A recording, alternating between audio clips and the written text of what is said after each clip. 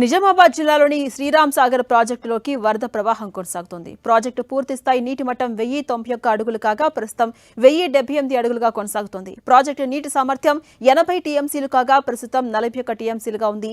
అటు ఇన్ఫ్లో 16,500 క్యూసెక్కుల వరద వస్తుంది. ఇక శ్రీరామ్ సాగర్ ప్రాజెక్టు మొత్తం ఆయకట్టు సామర్థ్యం సుమారు 16 లక్షల ఎకరాలు కాగా ఇది ఉత్తర తెలంగాణ జిల్లాల వ్యవసాయానికి ప్రధాన ఆధారంగా నిలుస్తుంది.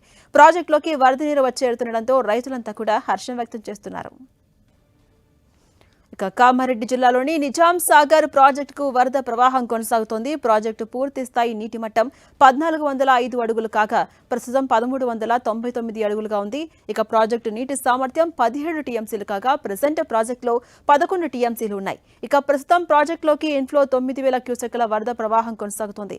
నిజాం సాగర్ ప్రాజెక్టు ఆయకట్టు విస్తీర్ణం సుమారు 2.30 నుంచి 2.75 లక్షల ఎకరాలు కాగా కామారెడ్డి, నిజామాబాద్ జిల్లాలోని పలు మండలాలకు ఈ ప్రాజెక్టు ప్రధాన కాలువల ద్వారా సాగునీరు అందుతోంది. నిజాం సాగర్ ప్రాజెక్టులోకి వరద నీరు వచ్చి చేరినప్పుడు ఆయకట్టు రైతులు ఆనందం వ్యక్తం చేస్తున్నారు.